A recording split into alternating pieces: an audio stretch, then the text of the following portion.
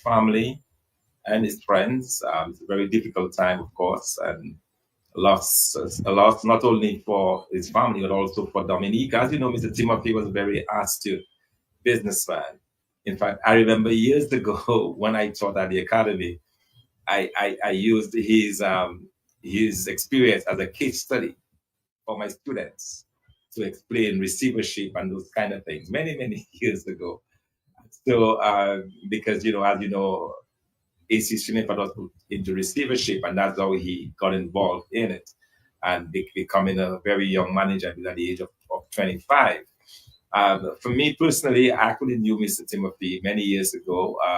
When I just left high school, I did a very short stint at the Dominica Distributors Limited, a very short stint, and he was very much a part of the organization along with Tom Laffor and Mr. Didier, and so that's where I first encountered him. I've been able also to follow his career politically when he first joined the United Workers Party and as Minister of Finance. In fact, it is quite interesting to note that right in the week, the Creole Festival week, that was actually his baby. He was one of the persons who thought of the idea, as you say, who dreamt up the idea of the World Creole Music Festival.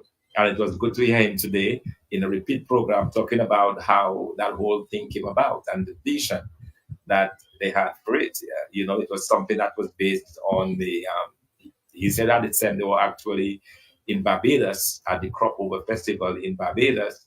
And we were thinking, well, that is probably something they could have in Dominica, an event outside of Carnival that could bring in the crowds, bring in people, and that would benefit Dominica.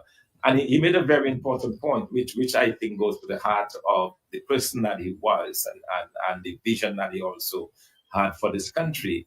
When he said that when the World Creole Music Festival was first thought of, the idea was not so much to make money on at the gates or the night of the festival, but the whole idea that you could have literally thousands of visitors coming into Dominica and that multiply effect. These are visitors who will spend at the restaurants, they will rent the taxis, the rental companies, they will seek accommodation at the hotels, at guest houses, and so on. And you have this big ripple effect.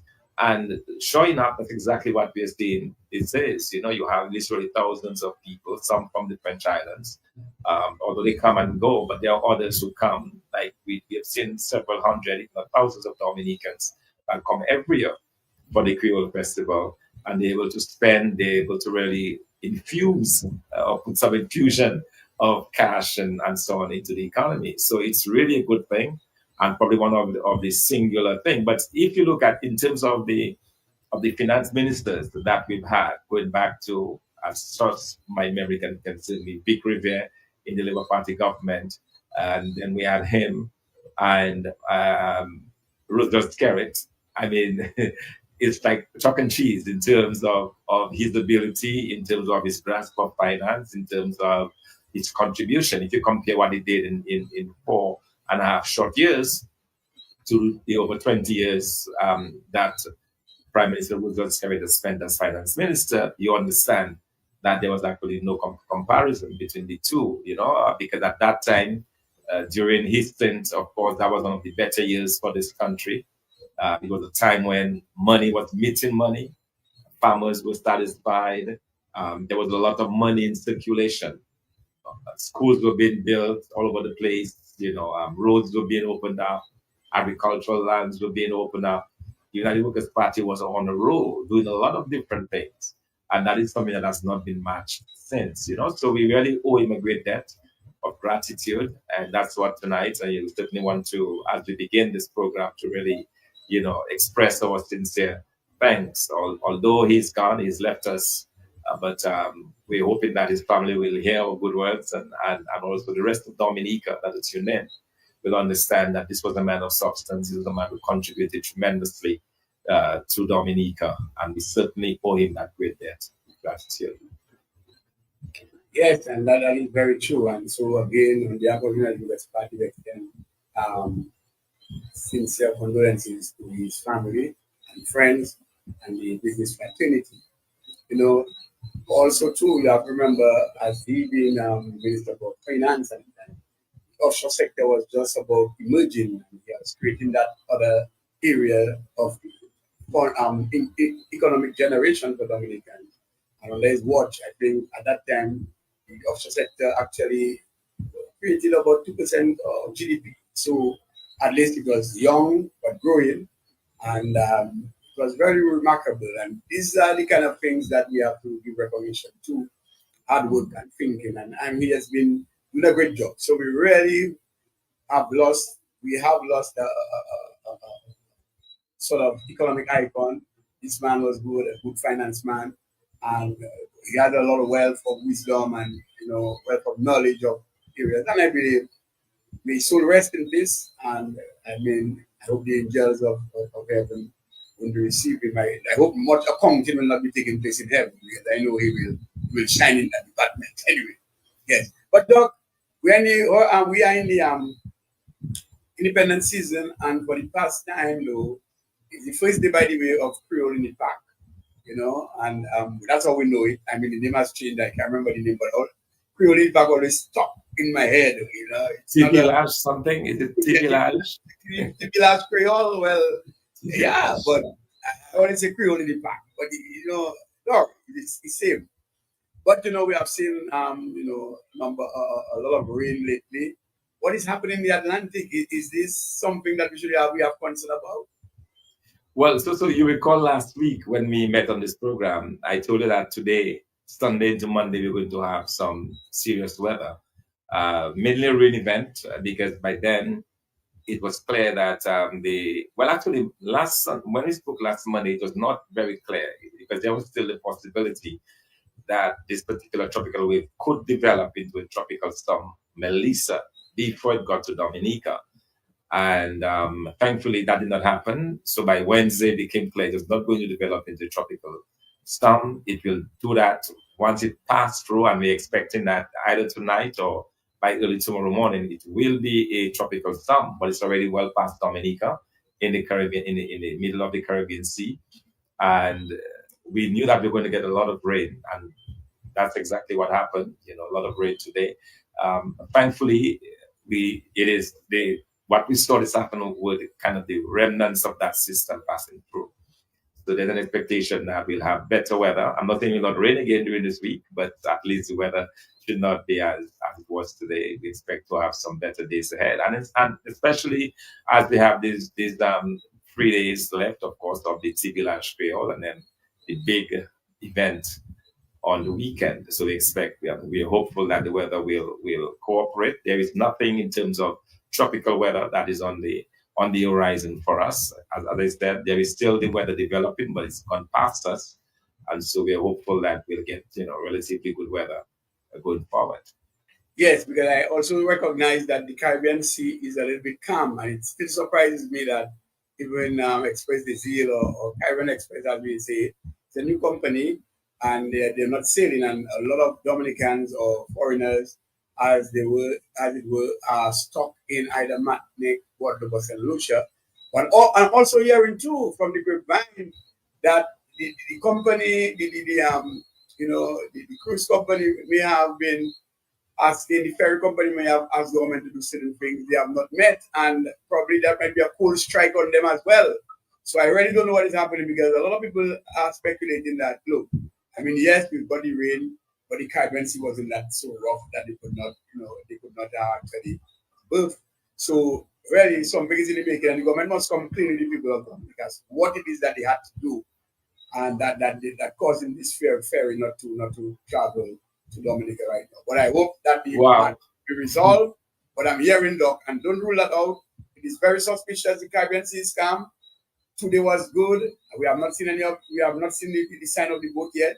Something is up. Something is up. Well, Everybody it, yourself. it it's very interesting that you mentioned that, because we know that the government has been, if you like, um, they've done stuff in support of careers into Dominica, and more recently, they gave some undertakings to American Airlines, also to United Airlines, where effectively they're guaranteeing if there are any empty seats up to a certain level, up to a certain amount, that they would contribute. So the government of Dominica has been known to give literally hundreds of thousands of dollars to the airlines to guarantee that they keep coming.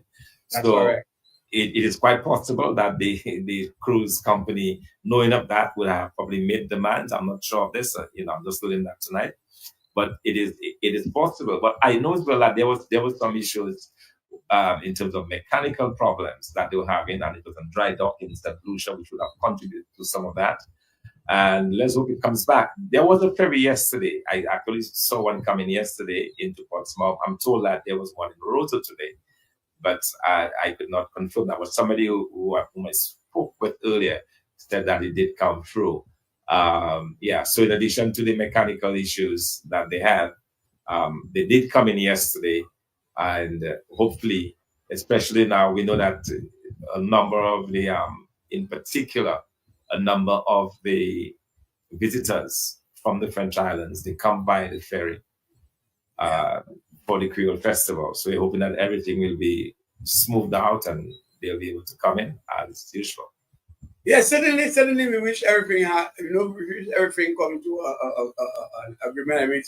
I wish that the mechanical issue that has been expressed about, come about, they solve this issue, and we need these people pointing to Dominica to bring the much needed revenue that we require. It's not that I'm happy about it, but to be honest, don't deny those news there. Something is up to, but I just hope that everything will be resolved and Dominica will get back its fair share of, this economic pie, especially during this time. And Doc, don't forget that this Creole Festival, notwithstanding the amount of boost the government is boasting, that 25 and 25, you must remember that it was the United Workers' Party who actually, initiated that this is a move.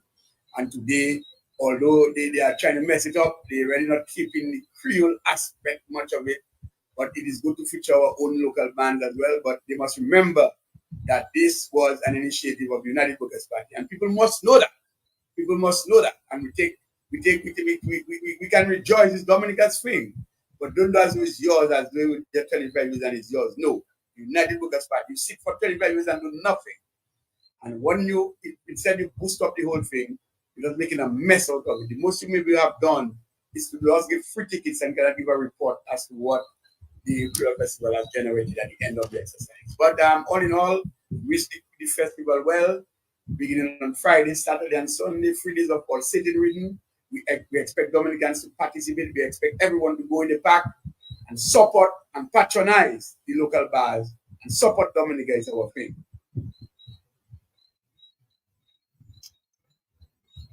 Yes, so while we are here, Doc, we are going straight into it. Last week, as we said, we look at youth empowerment and we connect the 10 pillars, particularly youth empowerment, with how youth can participate in various aspects of the economy and how it is that the economic plan that we are proposing to Dominicans would help youth enhance themselves, to bring some value to them, and to bring much employment that is needed. Because the question is, and I know for a fact, and it is recorded, that youth experience over 50% unemployment in Dominica. But tonight, though, we are going to look at the reconfirmation process and the whole idea of our electoral system, because it appears to me that there are a number of issues surfacing, notwithstanding that the confirmation period has been open. And as you know, that would be a duration for 1 year, but there are a lot of teething issues going on, and it's of concern to many Dominicans. We get calls ourselves, Doc. You have been called by many. I have another number of persons that have called me. Other persons have called other persons. And for some of us who are actually in the business of assisting people to get registered, we have a lot of issues. At this point in time, Doc, as we go along, we will be revealing some of the issues that that have been surfacing, and some of the things that people have been experiencing with respect to new registration. What can you tell us with respect to what is going on right now? Because as you know, a week ago, last week for that matter, last Wednesday, I think, you had the opening of the reconfirmation process. What are you hearing? What is going on, Doc? Well, let me just begin by expressing very deep concern and reservations about the process that is currently on the way. And why do I say that? And it's important to put this thing in context for the persons who are listening tonight. We have an electoral commission that is supposed to be independent, that is supposed to be working outside of the influence of government. And there's a very good reason for that, because this goes to the heart of your free and fair elections. If your electoral commission is not independent, it cannot run an election program that is free and fair. Now, three of the commissioners, including the chairperson, Duncan Stowe, and two other commissioners, is the Alex Lawrence and Mr. Lennox Lawrence. All of these three gentlemen are actually passport vendors, in the sense that they actually sell passports, Dominican passports. So they do have a vested interest in ensuring that the government of Dominica, the Labour Party government that has given them the authority to sell those passports, remain in office. Duncan has become a multi-millionaire out of this selling of passports. We know because of his purchase of a significant portion of real estate here in Dominica. We know that these gentlemen have become extremely wealthy out of that process. And so they have a vested interest. And it came out very, very clearly. And let me explain what I'm talking about. This Electoral Commission issued an SRO, that is some kind of official documentation, because when the legislation was passed in March of this year, March 19th, when the March 19th, I remember March 19th because that's the day we got arrested, right? So, we got put into jail, a lot of us. Yeah, but after that, second to the president, 25th of March. Yeah, yeah, it was 22. Yeah. But when the legislation was passed for the registration of electors, it mentioned that there would be a confirmation period, but it did not specify the process by which this confirmation period would happen. Instead, it passed that authority over. The legislation allowed for the Electoral Commission to determine the process by which the whole confirmation activity or the confirmation process would unfold. And so the Electoral Commission, they issued an SRO 71 that basically outlined how you would go about registering. And effectively what they proposed was that you would have a government issued ID and a birth paper, or if you have neither of these, if you do not have a government issued ID, which is namely the government issued passport, social security card, or driver's license, if you have none of these, then you'd be allowed to confirm with a birth certificate and a picture that is actually signed up on by the Justice of the Peace. And with that, you'll be able to confirm, which made a lot of sense, because in the Dominica context, there were literally thousands of Dominicans who do not own either of these. There are thousands of Dominicans who do not own a passport, who do not have a social security card, because 70% of the Dominican population are in the rural communities where you have very little formal type of employment.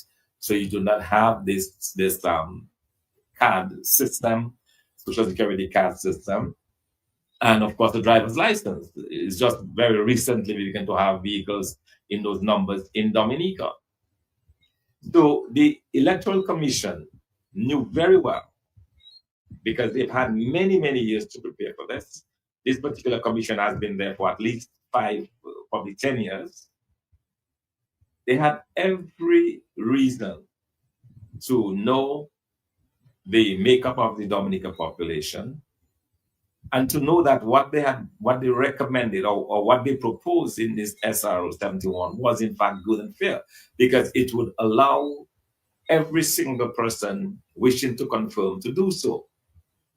But what happened? On the day before the confirmation process was to begin, and even while the same electoral commission was advertising the use of the cards, we heard for the very first time on Q95, the chairperson, Mr. Duncan Stowe, made an appearance and revealed to the Dominican public that, oh, by the way, we have a new SRO that has now removed the option of the birth paper. This option is no longer possible, and we will only be using a passport, a driver's license, or a social security card. Now, why is that relevant? That is relevant because in the period leading up to the 14th of October, the Dominica Labour Party operatives, they were all over Dominica, taking people's names, taking information that and offering to the people that they would be giving them passports. I know because we have been doing quite a bit of work on the ground. We're talking to individuals saying, yes, individuals were telling me personally and our team as we went in to talk to them that yes, this individual came to me, took my name, took my ID card that I have because they're going to issue us with papers to confirm. So the Labour Party, they were doing that all along. And I was really puzzled because I'm saying to myself, but why is the Labour Party going around Dominica offering their supporters mainly, offering them passports when if you don't have a passport, you can use your birth paper, only to find out on the eve of this process, the electoral office changes its mind, so to speak, and now goes full hand in glove with the government. Okay, so that explains why the government knew all along that that was just a fast, that was just a, if you like, for those of us who know football, you kind of put in a fake, a head fake. You kind of pretend you're going to the left and the opponent moves to the left and then you move to the right. We have a perfect head fake by this electoral office, working hand in glove with this government. But look at the consequence of this. We now have literally thousands of Dominicans who are saying they want nothing to do with this confirmation process, that either A, they don't have a passport. Even if they have a passport, it has not been used. All right. And we'll talk about that, those nuances a little later on. But that's very, very, very important. But they say they simply do not have the energy. I mean, think of an 85-year-old person who has probably voted 7, 8, 9, 10 times in their lives. And at that stage in their life, they've been on that voters list all those years. They've been in Dominica. They faithfully voted. And now they have no interest in traveling overseas. They're just enjoying their final years in this nation of ours. And they're told that they have to go find a passport. Because obviously they cannot find a driver's license, they cannot find a social security card. You'll have to find a passport. And guess what? You have to pay $150 to get this passport. So a number of persons, and that is not very encouraging, and the Electoral Commission needs to know this. A number of persons are saying that they will not do the confirmation process. Of course, we are encouraging every single person to do it. Because we believe if, and as we keep reminding everyone, if you do not confirm, then you will not be able to vote. And we need your votes. And the easiest and the best way to remove this government is by ensuring that you confirm and that you vote them out. And that is what we're encouraging.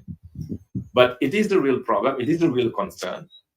And I would say, even as we begin this conversation, that this particular commission is certainly not independent.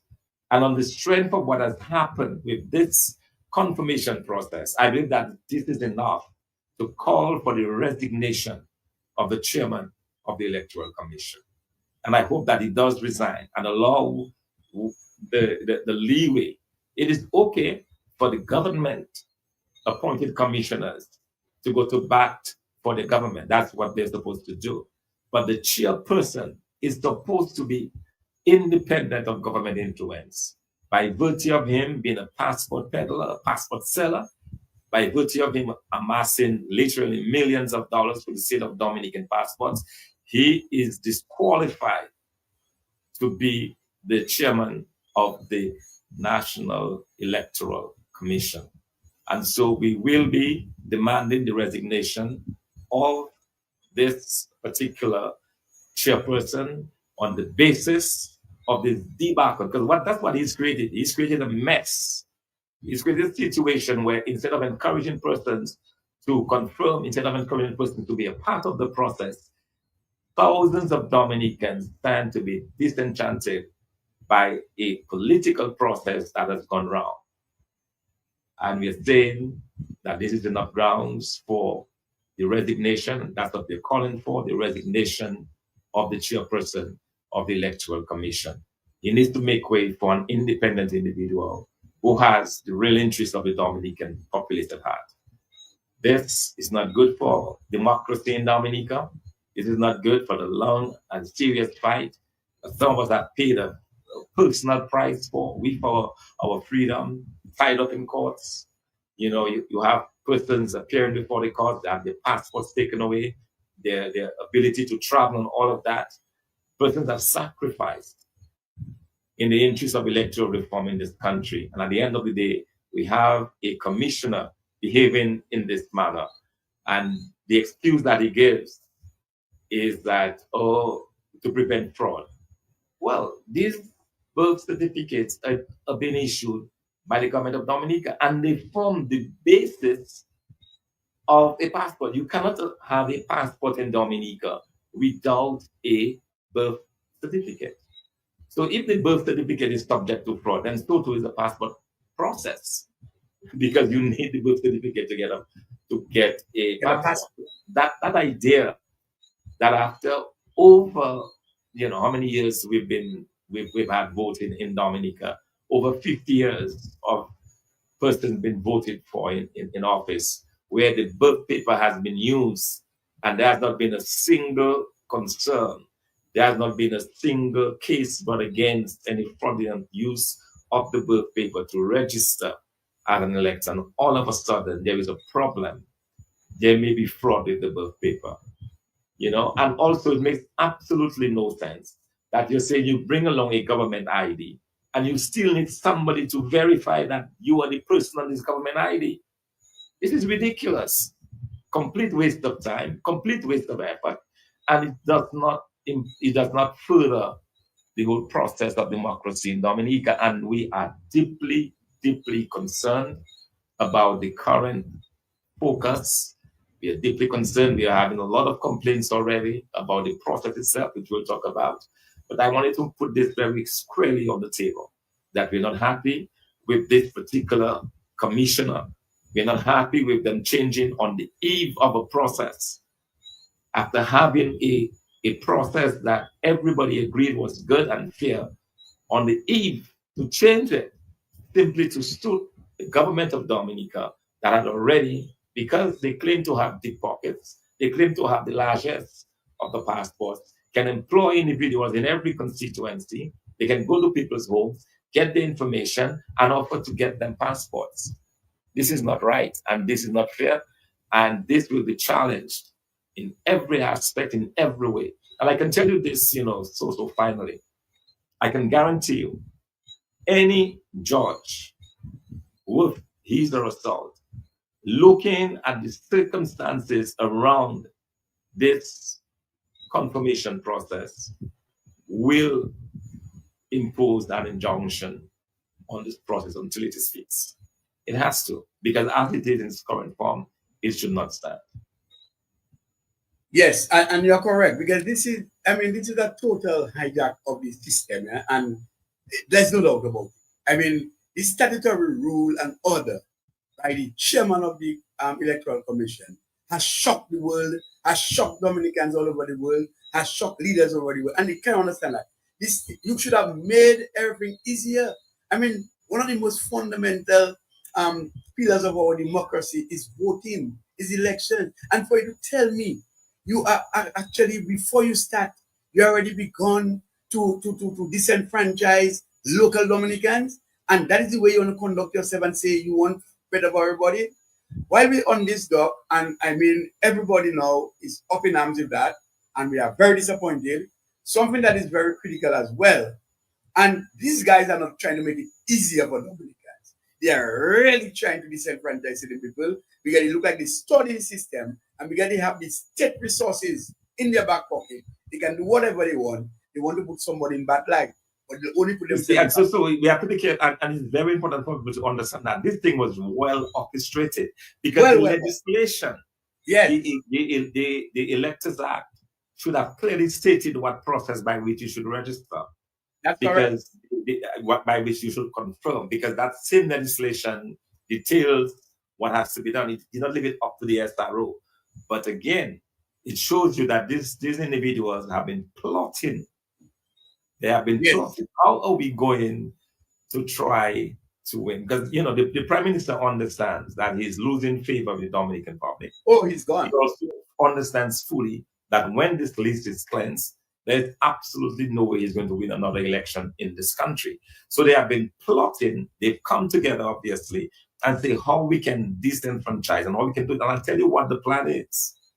What it appears to me now that they will do, they're thinking that they're probably succeeding because people are saying their first instinct is not to register or not to confirm, which means they'll be struck off the list. In the meantime, using the largest, this government goes around, gets passports for all of its supporters, and then as soon as the process ends in September, you call an election, and the list that goes forward will be lopsided because it will have basically all of the supporters of government who have new passports in hand now able to vote, and then the rest of us, the rest of those who either cannot do this. I mean, think about this: an 85-year-old granny in Paybush has to leave her home to go to town to get a passport so that she could vote in an election that she has voted in over all of her life. I mean, let's be real. This should not stand. This should not stand, and we are demanding the reinstatement of the use of the birth certificate as a Yes. foolproof way of ensuring that everyone gets in. Everyone who deserves to be on that list remains on that list. Yes, and we are very serious about that. Electoral Commission, Electoral Commission, Electoral Commission. You need to review this SRO and put it as simple for Dominicans to participate. You cannot at least do this thing to Dominicans, knowing well that a number of persons will be disenfranchised. It is not that they are not on the list already. All they need to do is to reconfirm that they are the ones that actually are going back, confirming that they are who they say they are. And that's what they do. But Doc, something that has been coming up, we have been meeting a number of persons, a number of calls have been coming in, and not just to me, but to many other persons, and people want to know about the system and everything else. That's something that is strange. In Dominica, we have persons who are unable to get a new passport right now with all the biometric features that the new passport has. So we have persons prior to the new passport. They've gotten their old passports, but these passports are not expired, which means that they are valid. In fact, 3 persons who spoke to me today said that they went to reconfirm with their passport, right? The old passport.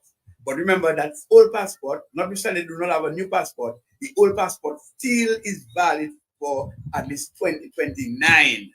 And they were rejected and they were told they cannot register with this. I know for sure, Doc, and you're going to comment, that the government had made a statement saying that you cannot travel with it. Fair enough. But this is a domestic issue. That's our internal affairs. How then you telling me a Dominican with an old passport, notwithstanding this passport is not expired, he or she cannot register? These people are mean. These people are seriously attacking people. And you know what is happening? The people told me, that when they came, they kind of looked those people giving them as though they're feeling they're not going to vote the government and they're just trying to give them a hard time. Electoral Commission. This is unfair. This can be reviewed. You cannot tell me someone has a valid passport in his or her hands, notwithstanding that passport is an old passport, but still has validity and they cannot register that. Doc, what is your take on this? This whole process, I tell you, it stinks to the high heavens. You have the enrollment officers, the overwhelming majority of enrollment officers, Labour Party operatives. Okay, that is one. That's very serious, and there is something to this, because on the issue of the passport, okay, and I'm going to come back to this issue because we have already we're getting concerns about the behavior of some of those so-called enrollment officers, because that list of enrollment officers was not selected by the electoral office as it should have, but obviously came through the government of Dominica, the Labour Party government of Dominica, which is the Labour Party government. It's not the government of Dominica, it is the Labour Party government of Dominica. And you have individuals who have a perfectly well-issued passport. But as you know, a few years ago, I believe in 2018 or 2019 or thereabouts, the government of Dominica, they were forced to change the Dominican passport to make it machine readable, to keep up with the times. So when you travel overseas, you'll be able to just put it through the machine at the airport and get through. So that is essentially a document to travel. There are many persons who have not gone for this new passport simply because they have not had occasion to travel and they have no interest. Some of them have no interest in traveling, others have simply not done it. Some of them because of the cost as well. They simply say, why should I spend $150 on a document I don't really need to travel with? So they have not done it. They have been able to use that same passport when they go to MoneyGram or to the banks and so on. They accept it as a government issued ID domestically, which makes sense. And now these same individuals are going to the confirmation booths and have been told that they can't use those government issued IDs. This is complete math. And that is something an electoral office needs to look into. So we are preparing a laundry list of concerns, complaints, issues that we have in just 1 week of confirmation that the electoral office must deal with, the electoral officers must deal with. Because these are serious issues. These are issues that I believe should get, the site should be taken to the courts as well. Because that seems to be the only way we can get barring some revolution, that's the only way we can get some kind of redress is through the courts. And so we have to do what we must to ensure that the foundation of our democracy is not tarnished by a few greedy men whose only intent is to maintain the largesse of the passports, while thousands of Dominicans are damned to poverty, thousands of Dominicans are damned to hell by the behavior of this government. And now that it does appear as if finally the redemption of the people and you have this behavior on the part of a few greedy, I repeat it, a few greedy men who have found a way to, unimaginable through the sale of our Dominican passports.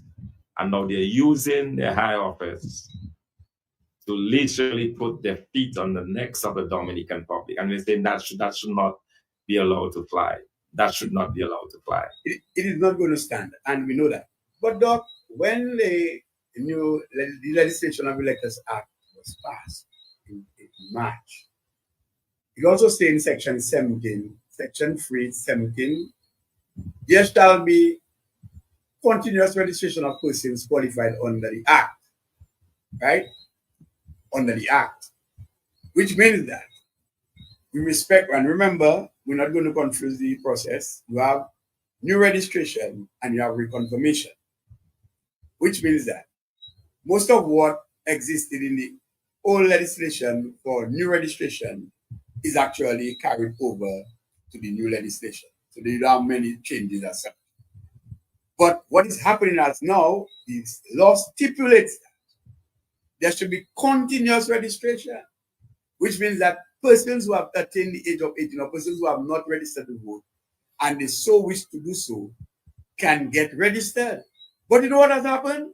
The electoral office and the assistant registered officers were instructed to put a halt on that.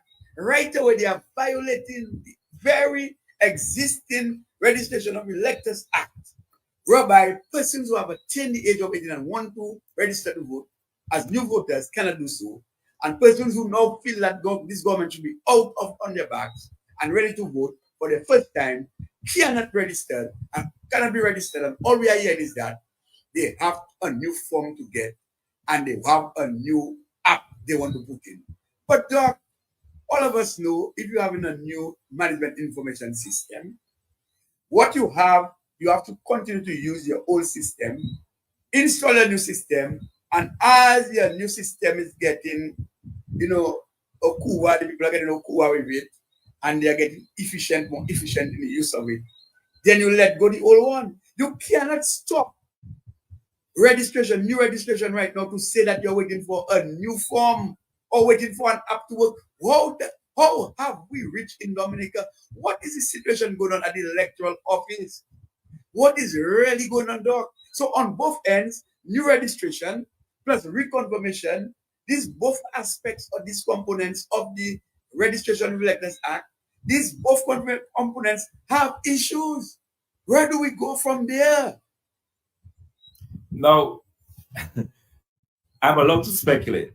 I'm allowed to speculate because I'm angry. I'm not happy for this electoral office is doing to try to stifle democracy in Dominica when it's supposed to be independent. They're not. And I think I am allowed to speculate there and to say that by not allowing by stopping, as it were, the registration of new voters, that all that is part of the plan. You see, because they cannot be allowing registration, which is enshrined in the act. You cannot allow registration of voters using birth certificates and someone who is confirmed who was already on the list. Now you can't use a birth certificate. So that's where they're stuck. So it seems to me, I could be wrong, but I'm speculating. It seems to me the reason why they've stopped this new registration is simply because to register as a new for the very first time, the requirement is still your birth certificate. So how it is that the confirmation process has a higher level, a higher threshold than the registration that gets you on the list in the first place. Because then confirmation is simply saying, keeping you on the list. You've already done the registration, you're on the list. To register, you use the birth certificate to register. That is acceptable. On that basis, you're a bona fide voter. Right. Now you're saying for me to stay on the list, I cannot use that same birth certificate that I used to get me on the list. I only need a passport. So what is happening there, it seems to me, this idea that they're changing forms and so on is another part of the complete and total non-independence of this electoral office, working hand in glove with the government of Dominica, the Labour Party government of Dominica. And I explained to Dominicans why that is the case, what the plan is. The plan and the hope is that more of the supporters get confirmed. Okay, they can no longer rely on this influx of overseas Dominicans after the confirmation process, but more locally, more of the supporters, because the thousands of the supporters who cannot afford to get passports, they will provide those passports. Then within a couple of days of that process ended, you have a new voters list. That's the list that goes to election, and they win the election. You know, I mean, this idea that the Labour Party I mean, it's beyond pathetic, you know. This is cause for serious action. And I honestly hope that when the opposition calls upon the people of Dominica to stand up on this issue, that they stand up. You know, when we called Dominicans out to protest the legislation on March 19th, not enough Dominicans showed up because we trusted this government. We stayed home. Okay. We will be calling Dominicans out again. This is a fight for our future. This is a fight for the future of Dominica.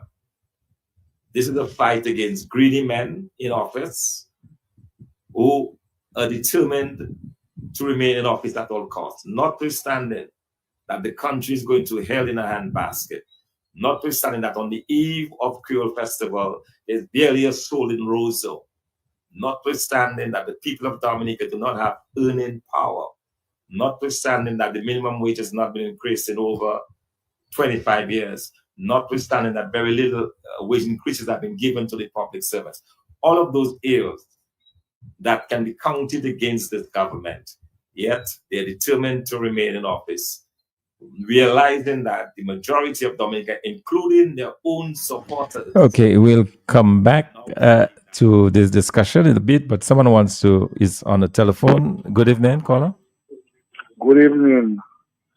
Good evening, Mr. Fonglin. Good evening, Roseau Center. Yes, good evening. Gentlemen, every time I hear the conversation on electoral reform, it jogs my memory of that. You guys can remember that famous email from Tony Estefan.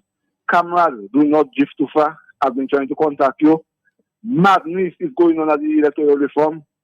All you guys can remember that email. Absolutely. Mm-hmm. And from the time that email come out, I know to myself, there's never going to be a level playing field because everything them guys doing is around the spirit of that email. And Mr. Fonglin said it already. No time the voters list clean, he's going to win the election. My God, guys, what?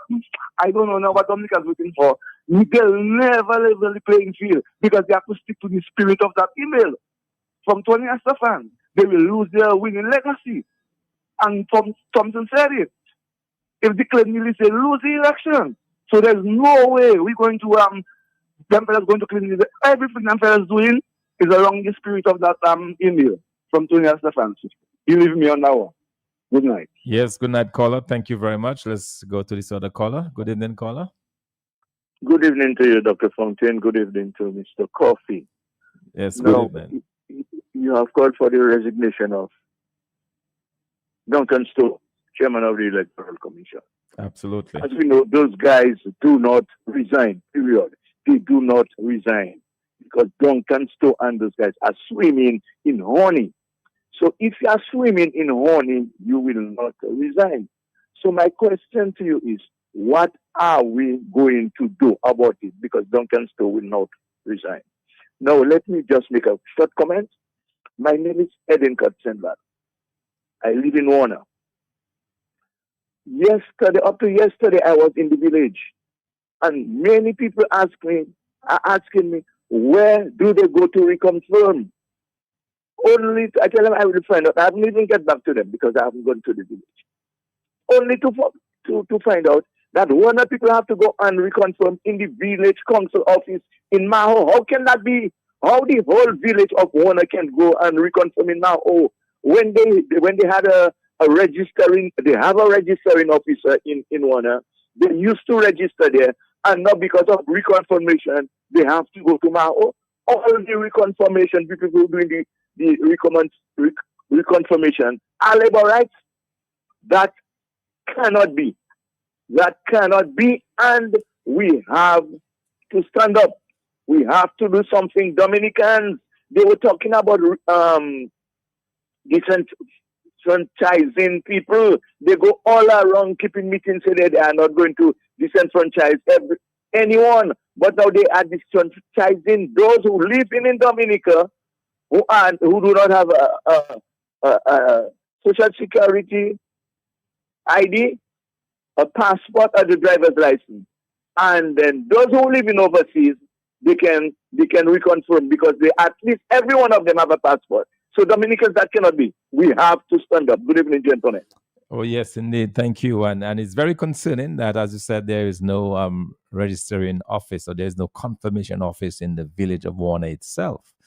And to ask people to have to go to Maho, that makes absolutely no sense. All right. Well, you were listening here to a conversation on electoral process that was taped earlier. So we'll continue with this conversation. And of course, we will pause intermittently to take your calls. It is Thursday. It is Thursday, the 23rd day in the month of October 2025. And we're talking about some very important and critical issues on the matters of the voting process in Dominica, which lies at the heart of our electoral system, and also which determines whether or not we have a free and fair system and a level playing field in Dominica to the holding of elections. So it does appear that this government is trying to reinvent another way of stealing of the elections, and the Dominican public should not allow that to happen under any circumstances. We need to absolutely stand up to this government. We need to stand up for a process that is clean, a process that is true, and one that is certainly free and fair. And what we're seeing going on right now is anything but free and fair. So we continue that conversation that we had earlier as we move along here this evening. They're now telling Roosevelt Sperry that, dude, your time is up. Your time is done. You need to step aside. You need to make way. Now that we are seeing this, they're plotting, they're scheming, and we should not allow this to stand. We should not allow this to stand, Dominica. And I honestly hope that this time, when Dominicans are called, that they will come out in their numbers. You know, notwithstanding this tactic that they've done to silence people. They arrested 25 of us through peaceful protests, dragging us before the courts. You know, huge bills that have to be paid to the lawyers and so on. That's okay. We are prepared to go through this. If at the end of the day, we can guarantee that this country is freed of this Labour Party government, that this country is no longer subservient or is no longer bowed to this Dominican Labour Party, because they continue to destroy this country. They continue to destroy the lives and the livelihoods of thousands of Dominicans. Our young people are running away every single day. They cannot stay in Dominica. Imagine persons who did not leave Dominica in their youth, who stayed to build Dominica. Now that they are retired, they're not staying in Dominica. They're not staying in Dominica. An increasing number of retirees are regrettably leaving Dominica. Well, they come for healthcare, but for healthcare for sure. They're running away. A lot of them for healthcare, but the people saying they cannot take it here in Dominica. No. And they're moving out. Right. That is the state and the stage to which this Labour Party government has brought this country to its knees. And when people are rightly saying enough is enough, after 25 years, we've had enough, we need a change. We need people who will work in the best interest of the country. We need people who will not be in office to fill their pockets with the sale of passport money, who will not be giving their friends to build hotels in their names and so on. When the people of Dominica eyes have finally been opened, you have a government plotting and scheming with a National Electoral Commission that is bent on mischief and that is governed by passport peddlers. This is wrong, and this has to change. Very soon, I'll be asking the questions from the chat soon. But I'm getting out to WhatsApp from a young person. Said, hi, so good night, good program. Tell Dr. Thompson Fontaine, we are receiving the passports for you. But as soon as we put them out, we know we're going to put the United Workers' Party, but we may leave Dominica. But we are getting the passport from them, but it's to leave Dominica, because these guys are just a bunch of waste of time, and they are using state money to do all what they want to do, but not creating the enabling environment for young people to be employed. So that is one. But Doc, before I start reading some of the comments by our viewers there, let me say too that this thing has been calculated all along. Because remember the last chief elections officer, there was an age range. And, they say, well, you cannot be, 5 days, top mark, and so on and so. But here's the joke. They knew that that reconfirmation thing was coming on. You're taking a new person and you put in there someone who has to get trained, someone who has to be who has to familiarize herself with this, with what is going on. And remember to even a period for transition from the old to the new for you to establish. And they just corrupt the whole thing so that they will be buying time. So this thing has been calculated, you know. What they should have really done is to actually push back the age, or they could increase the age and say, look, the former chief elections officer could remain, but they put it at a later age that you can leave, put it at 60. It is easy. And things would have been going through. Because I think the guy has a law degree. He knows law. He's familiar with the law. He's familiar with the system. We put in a new person there. And what we have is excuse upon excuses upon excuse. Because the new person has to familiarize themselves. But notwithstanding, people are saying, we will take this passport. Because someone was ready in the passport to leave. But it's so sad, though, that some of them who want to run, I urge them not to run. Because you have a plan to restore Dominica's economic future and prosperity with this 10-pillar plan and shared prosperity for them. So I am urging them to not run. They have to stay and build Dominica and participate and to enjoy some of what is to come. But Doc, someone is asking, can a registering officer stand witness for a confirming voter? Absolutely. No, absolutely not. That is a conflict. It's not supposed to happen. But No, I'm not it should not. surprised if this is happening. It should not happen. It should not happen. No, because the registering officer, the enrollment officer, supposed to be an independent person. Already we have issues that this, and I will tell you, you know, we're not just talking because we don't know what we're talking about. Let people don't understand what's going on. So we received a complaint from the Tibo constituency, the Bakers constituency, which is the Prime Minister's constituency. And in the village of Tibo, the confirmation process is taking place in what all of people in Tibo know as the Red Clinic. Okay? So you have a building that up to this point was being used at the Labour Party headquarters. The individual who was staffing this office as the secretary is now the enrollment officer, and they are using the same office to think voters, to do the enrollment. And a number of our supporters are saying they will have nothing to do with any rate. They're not going into that building period. So we already have an issue there.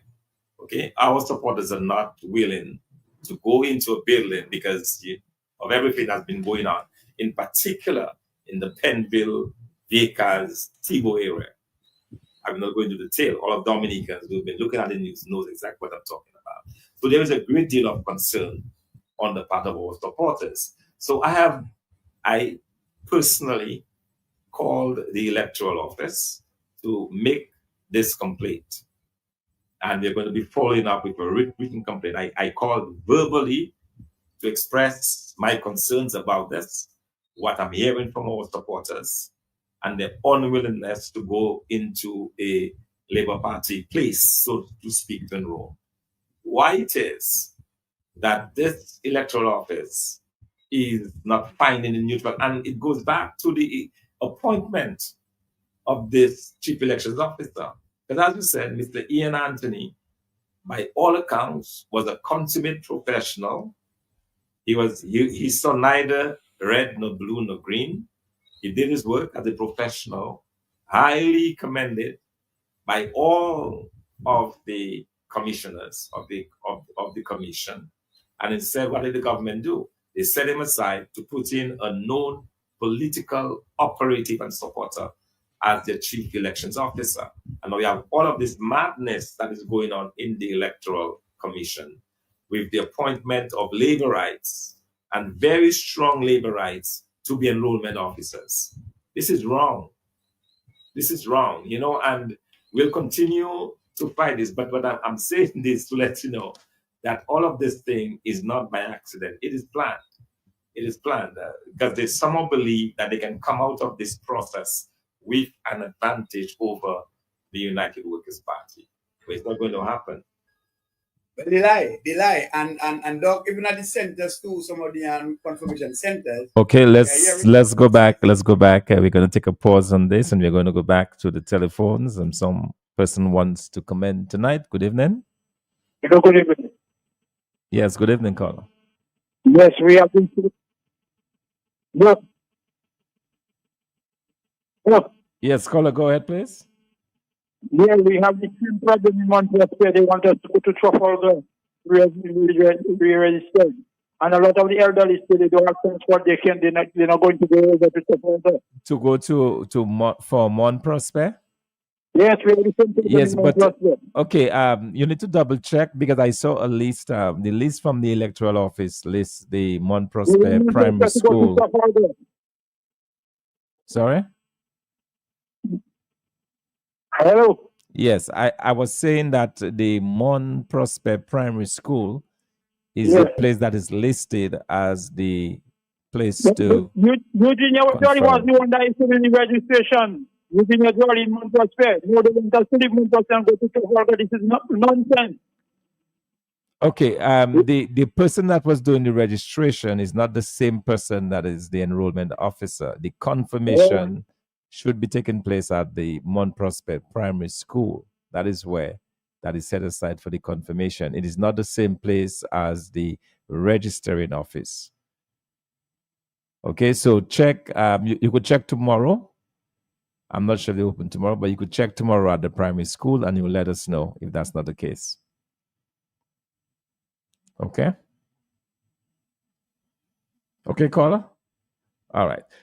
Okay, so we just want to be sure of that because the list that we have been given from the electoral office shows that for Mont Prosper, the place is in Mont Prosper Primary School. So if for some reason that is not functioning, then please let us know at the party office, or of course you can always give me a shout and let us know what's going on. Okay, let's go back to take this call. Good evening, caller. Yes, Dr. Fontaine. Yes. Notwithstanding the confirmation period, the law gives the Prime Minister the authority to call the election at any time, even while the confirmation period is going on. Now, if they call if he does that, doesn't that mean they would have to proceed under the old list? Yes, that is correct. If an election were to be held anytime between now and when the confirmation ends, anytime between now and September 30th, say, of next year, then the list that would go to the election is the old voters list, the one that is published now. So if they proceed under the old list, doesn't that mean the people are entitled to vote without an ID? Can they prevent you from voting without an ID? Yes. Because you are voting under the old list and you did not give the... Say again? Yes, no, I was agreeing with you. Yes, absolutely. It would mean that this election would not have IDs. Yes. Exactly. Mm-hmm. So we would be voting under the old list because he did not give the confirmation period, the time specified in law for people to reconfirm. Correct. So that they cannot prevent you from voting without an ID. That is my understanding. Maybe we can. I will find out from a lawyer. It is a correct understanding because bear in mind, if the persons who have not yet confirmed will not have received an ID card, a voter's ID card, so you cannot have some with and some without. So the old list would be the old rules and no voter ID card. That I'm pretty sure about. Okay, my second and last question is: I heard Mr. Coffee talk about a new SRO, statutory rules and order. Does that take precedence over the law? Because the law they just passed states that okay, they give you the right to vote with birth certificate and so on and so on your passport. Okay, yeah. Let me just explain that. The law itself, the election of the Electors Act, it does not mention the form or the means of the the process. It does not define the process, but instead it gives that authority to the electoral office, which is what they did initially with an SR&O 71, where they outlined the forms of voting, including the use of the birth certificate. So that was in effect, I believe, so from the end of August. And it was just changed on the 14th of October with a new SNRO issued on the 14th of October. Remember, that's the same day that the parliament also met, so that would have been vetted in the parliament as well. But that is the new one that supersedes the one that was put out previously. And this new one removed the need for the birth certificate. So my understanding, thank you for explaining, and I hope the people understand what is happening. They realize that, how I would say it, they make a blunder which would cause them to lose the election, although it is the right thing they do. But they make a blunder which would cause them to lose the election. So they are now, how you calling it, correcting the blunder they make, which is the wrong thing to do. So that is how I understand by giving the electoral office the authority to state what process, what you need to reconfirm. Right. So I hope the people understand that. So that is the reason why Dominicans, we have to stand. That we cannot allow it. We have allowed that to go on for too long. We have allowed Mr. Roosevelt Skerrit to do what he wants in his country. It's not a piece of real estate is perfectly for him. And it is time for us to stand. People, it's time for us to stand. Thank you very much. Absolutely. Thank you. Thank you very much for that. We'll ask the caller. Sorry, Mr. Caller. You can call again. We opened up just for a few minutes again. Good evening, caller.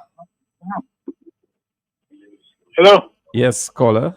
Good evening. Good night, Dr. Fontaine. Yes, sir.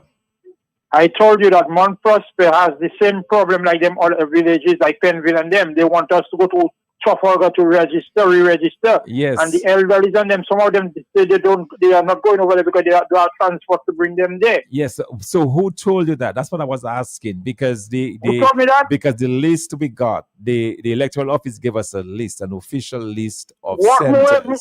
Whatever folk on everywhere, Trafalgar, they have to go and re-register, Dr. Fontaine. Check on it. Well, I'm asking, who told you that? Where did you get that information from? Because the list we have from the electoral office says that the center for Mount Prosper is the Mount Prosper Primary School. So who changed it? Well, double check it. It's not happening that way. Trafalgar, we have to go, and the people and them don't want to go to Trafalgar. So who told you you have to go to Trafalgar? Did you go to the Lilia office? told me so. Lilia told me so. She's one of our people when we having our meeting, our group coming together, and so we've run her. One of our people. All right. So I will. What we'll do is tomorrow we'll double check with the electoral office. Right. Double check on it. Yeah? You want the valley have to go to Trafalgar, working with every folk and all them places at Trafalgar. They're sending people to register. Okay, that should not be at all but that's not what we were told. That's not the list we were given. So we'll just double check to make sure. Well, they wanted to do. They wanted to put something in Mount Prosper, but then they change it and they send us to Trafalgar. So double check it. Okay, we will, because that is unacceptable if that is in fact the case. So we'll certainly talking to you there. All right. Okay, Albert. Thank you very much. Right. All right, we'll double check. We have to take out those hyenas in office. We will certainly check on that. Thank you. We have to take out those hyenas in office. They're too greedy. All right. Thank you very much, and cool. Thanks for calling. Yes. All right. Let's go back.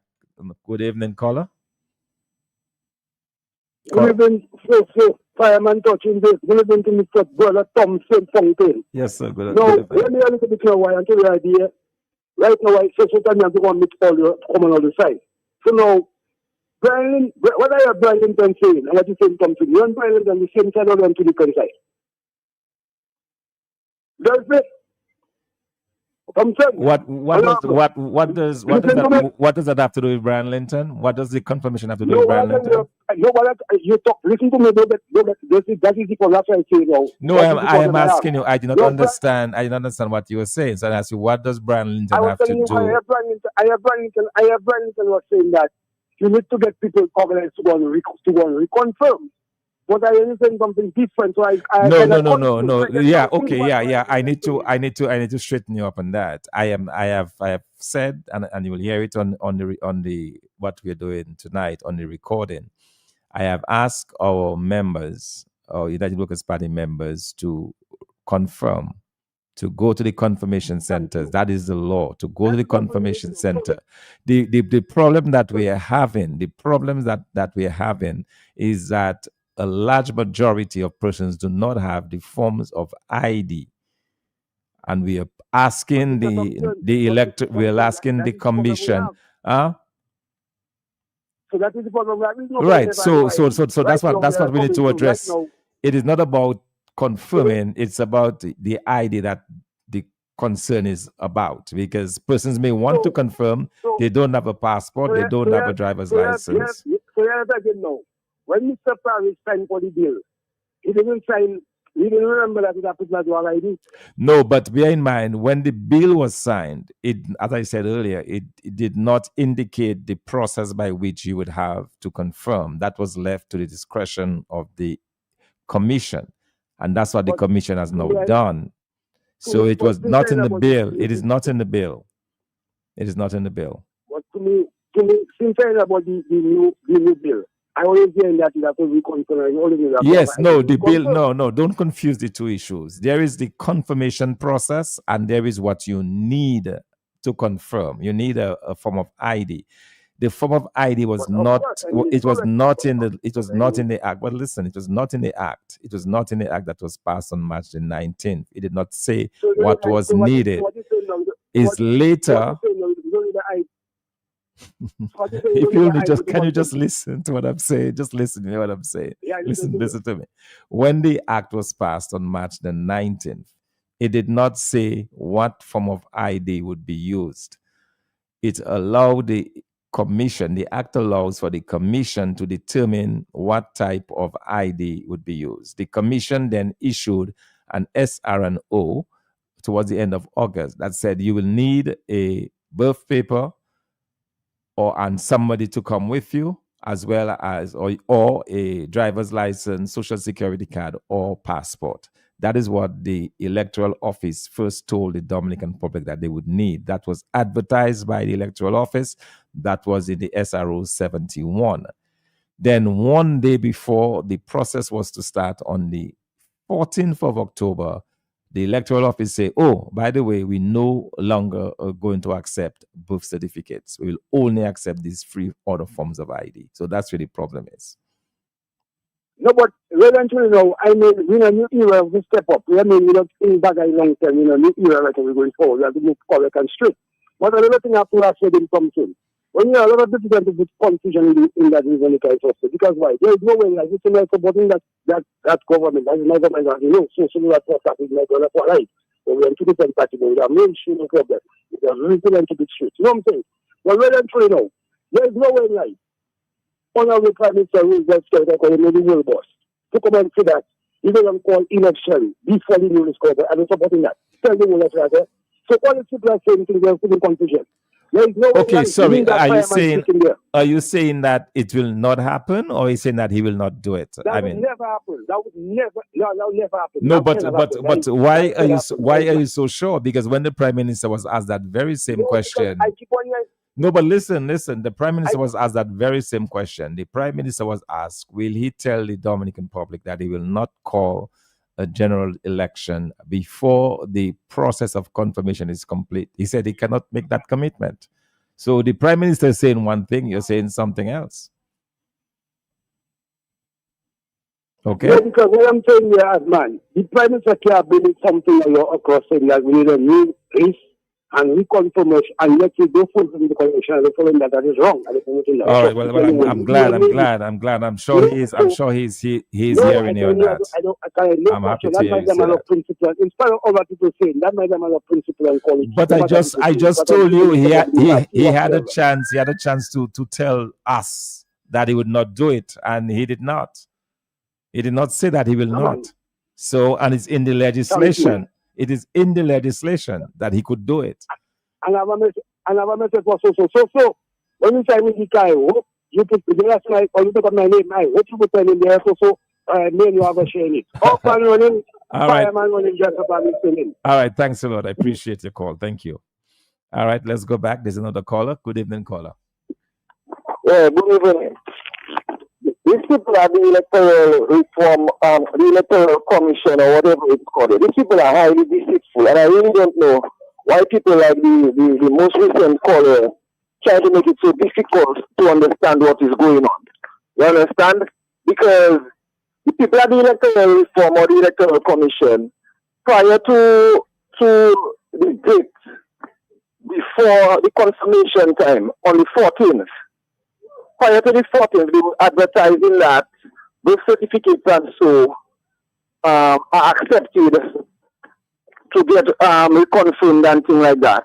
And they even went as far as to say that the old birth certificate, which was written by hand, would not be accepted, but the new version, which is the computer-generated one, would be okay along with a picture ID and things like that. And then on the eve of the confirmation process, when it's supposed to take effect, and people are supposed to go to the various centers, they come in with a new thing saying that it is not acceptable. You understand? Now, a guy from Tibo called some time ago, Monday evening, on Pastor Rodney's program, and he was explaining what transpired, what went on with him. And then the lady at the commission or whatever it is, because it's electoral this and electoral that. But anyway, the Answer Joseph lady, she called and she was trying to say or imply that whatever you were saying was a lie. But what I want to say is, even with that same Tibo thing, when they were on the radio and they were calling out the various centers and things like that, somebody from that particular area called and said that there is no such thing as a computer center or whatever it is. So what I'm saying is, she doesn't even know where the place is, because she took her own mouth and said that. She doesn't even know where the place is in terms of whether it's a computer center or resource center or whatever it is. But she knows exactly what the man is, what the man did, and what he experienced. Because he's saying what he experienced, and she's saying what he said that he experienced is not what transpired. So these people are just highly deceitful people. You understand? Mm-hmm. And I really don't know where we're going with that, but something has to be done, and something has to be done urgently. That's how I see it. Yes, caller, I agree with you. All of these irregularities, and even for the Tibo incident, the gentleman spoke to me directly, and he had no reason to make up that story. It happened as he detailed. You know, yeah. So we need to continue to be vigilant in this whole effort. All right. Yeah, and I just want to say also, I'm happy to hear your voice. I already speak this morning on the matter. I'm happy to hear you, because a lot of people were saying and asking, like, where is something fountain, where is something fountain. But it's not everything you can just come out and just speak out. You have to listen, you have to analyze, you have to gather information, you know. So I know you're a man, you're capable, and I just want you to continue to do whatever you're doing, because things cannot continue the way it is. Because these things they are deceitful, these people are deceitful, they are calculative, they are manipulative. They are everything that is just not good. You understand? And they have their reason for being that way. But we have to deal with it. As a people, we have to deal with it, you know? Because people fought and people died to be able to vote. You understand? And right now, people are cornered. People are being put in a position where if they don't have the finance. I mean, even a man like me, there are people like maybe if they couldn't afford a passport or whatever, I could easily say, well, I can maybe help you to get a birth certificate or whatever, to do whatever. But right now, I have my own responsibility. It's a little difficult for me to take $150 to say I'm going to purchase a passport for somebody. That's what I'm saying. Mm-hmm. So they're making it difficult on all fronts, and they have their reason for that, and they know what they're about. But we as a people that are opposed to that behavior, we have to do what we have to do as well. So I just want to say, stay strong, and just continue to let your presence be felt, so we as a people, we can be encouraged, you know, because a lot of people are losing hope, a lot of people are just like their shoulders are broken, and it's the same old talk about they're not doing this, they're not doing that, they're not voting, they're not doing. I mean, how can we overcome if we don't vote when voting is the process by which we have to do it in a democratic way? You understand? So we have to do what we have to do as a people. So just continue to stay strong and focused, and whatever has to be will be. All right. Thank you. Thank you very much, Colin. And let me be very clear. We want our supporters to go out there. In fact, when all of Dominicans on the voters list to go out there and confirm, okay? Because if you are not confirmed on the voters list, you will not have a voice. We need your vote. So for your vote to count, you need to be on the voters list. And if you fail to confirm, then your name will be struck off the list at the end of the 12-month period. So again, make every effort to confirm. If you need support for a passport and so on, talk to friends, talk to family, see how you can do it. Reach out to the party if at the end, your options are closed and there's nothing else that you can do. We'll see how we can assist. Also, we are making an appeal to the government of Dominica in the interest of fair play, in the interest of maintaining the integrity of this whole process, that they should allow an amnesty, a passport amnesty. In other words, charge $0 to those who are in it, not to everybody, because there are people who can afford to, obviously, to renew or to have a new passport, but those who really cannot afford, that an amnesty should be given that would allow them to be able to get the passport without having to pay the fee of $150. So the government of Dominica, because bear in mind, these individuals would not otherwise own a passport. So you would not get that passport fee. So you're not losing anything really, except the cost, of course, of printing and so, which would be borne by all of the taxpayers. So I think that's a fair way of dealing with that issue so that everybody who needs to get this. Outside of that, we continue to maintain that the electoral office must reintroduce the birth certificate option, which in their own opinion was the way forward, is the best way forward. They were forced to change by the weight of the politics, and obviously they were swayed by the arguments of the Labour Party. That needs not to be the case. As an independent commission, they should have acted independently and have failed the people of Dominica. And that's why we continue again to call for the resignation of the commissioner. And we need someone in place at this very critical time in our country's history, 47 years of independence. We absolutely need someone who has the interests of the country at heart and not self-interest. So we're going to move. We are way beyond time. We're going to move now to the end of this particular intervention before we come to an end here tonight. Thank you. There are agents of Labour Party people sit down there with pen, and information has been transferred to them from what they collected from the rural officers so that they can contact people. What mess is going on in that? What is happening? But that too will end. But somebody's asking. So we just need to continue to continue to make sure that we detail that type of information. All right, let's go back. We have a very consistent or persistent caller there. Let's see if we can get this caller on the line. Good evening, caller. Yes, good evening. I don't understand why Dominicans are so scared of Carrot. Why are they scared of that man?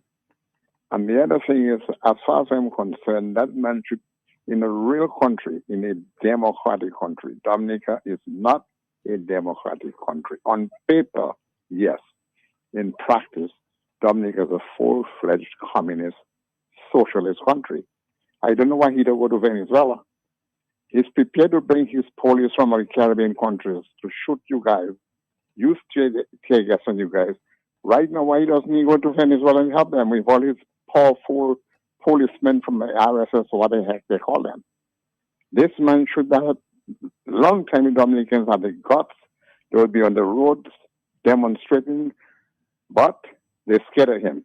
They're scared of his police. But someday, just like the Battle of Jericho, they'll get rid of that idiot. Thank you. All right. Thank you very much, Carla. Thank you for this. Let's go back to our insert right there. We get video, we have to, and then we take it to the courts, because like I said, I cannot imagine any judge worth his salt or her salt seeing that kind of evidence would allow that process to continue as it is. That's nonsense. And one guy saying, I have a Dutch birth certificate. And I have here that he has a Dutch birth certificate. And I have been voting in Dominica for the past 15 years. Would it be possible for me to get reconfirmed? Well, sorry, sir, no. Right now, birth certificate is out of the window. You cannot get. You just cannot get reconfirmed with that. With this, well, already Ja Faswa has actually given him the answer. But somebody else earlier on, though, I saw something there. So while you look for this, I also wanted to comment on the question of the Social Security card, because a number of persons were assuming that the Social Security card would be a cheaper option. Right. To the passport. The passport is $150 plus your transportation fees. You know, from some constituents to get to Roseau, it's all like $25, $30 back and forth. Plus, when you get into town, you have to buy a bill, $20, $25. That can easily add up to over $300, $400 just to get a passport to keep your name on a voter's list. A voter list. So many persons thought, well, probably an easier way out would be to get a Social Security card. Now, guess what? They're going into the Social Security office only to be told that if they had stopped paying at some point, for example, they registered as self-employed previously, and they have not contributed to get their Social Security card renewed, they have to pay the amount that they owe in. So one individual brought to me a bill from the Social Security that says you have to pay, if you need your Social Security card to be updated, you have to pay what you owe them. You have to pay, in that case, over $1,000. Oh my God. That's the only way you're going to get the Social Security card updated, because you cannot use an expired card. You need to update it. So the Social Security now, by the way, that's another topic of discussion that we must discuss about. That has been increasing the retirement age because the government of Dominica is not creating enough jobs. The private sector is shrinking. So the pool of monies available to the Social Security is shrinking. And so they have been increasing the retirement age every year by so much. The contribution rates have been going up for those who are paying. Those burdens obviously cannot continue forever. So they say, hey, there may be an opportunity now to make some money because people are going to be coming to renew their Social Security card. They say, hey, not so fast. Before you renew, you need to pay. And Doc, it is interesting because during the COVID period, we understood that a list or some list were generated from various constituencies and was sent to the Social Security, and monies were given to persons who have never worked or who have never contributed. So here it is that some persons who have been registered self-employed and used to pay, and because they have an outstanding amount for the Social Security, they cannot renew their card. But people that never worked and never contributed to the Social Security got relief during COVID. You see this thing that is happening in Dominica, that selective thing? Mr. Skerrit, Mr. Duncan Stowe, can you all resign? Make it easier for Dominicans. Mr. Skerrit and Mr. Duncan Stowe, the chairman of the Electoral Commission. Mr. Duncan Stowe, as you in your bedrooms, lie down tonight on your bed. Think of what you've done. Think of what you said on the eve of the reconfirmation being started. Think of what you said. You are saying that I need a government ID, another simple birth certificate, a picture ID, even just to say, well, I'm justified by a justice of peace. You do not go for that. Mr. Duncan Stowe, revisit this. This SRO, that new SRO that will come there, that should be rubbish. Dominicans do not want that. You're making it difficult for Dominicans.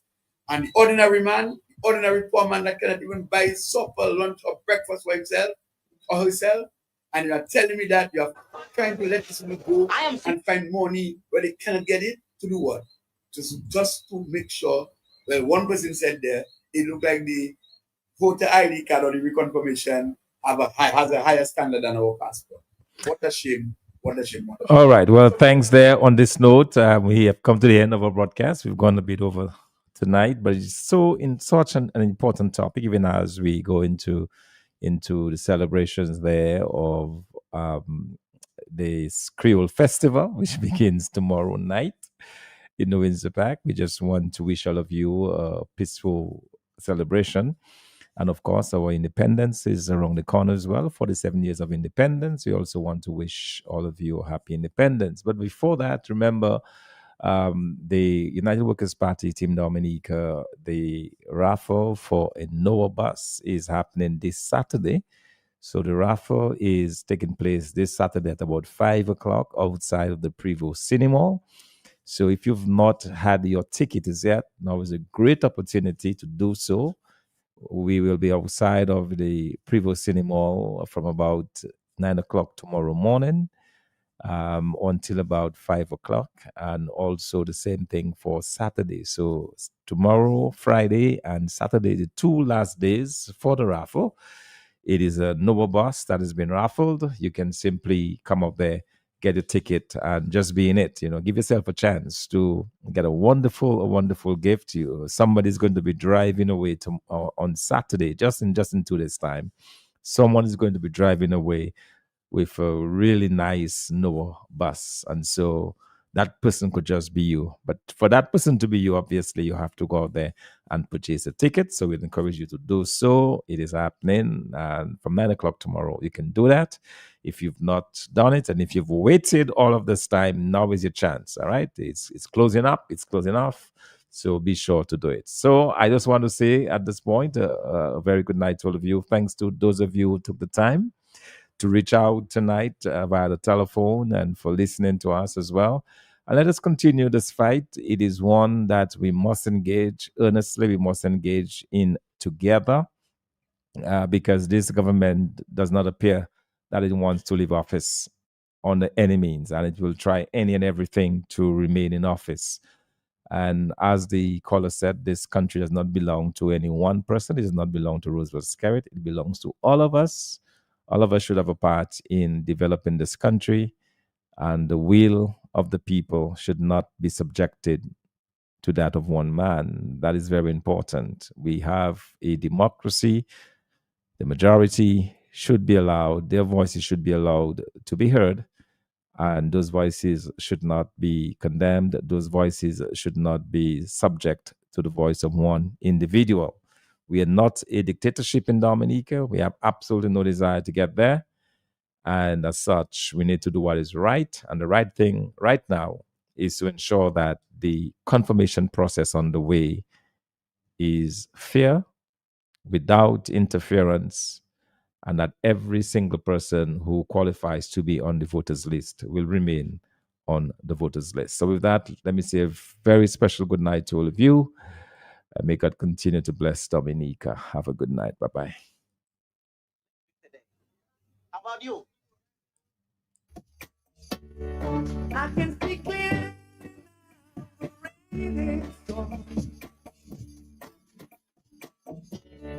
I can see your because I'm gone over the clouds and me. It's gonna be a bright, sunshiny day. It's gonna be a bright, sunshiny day. Oh yes, I can make it now. It's all. All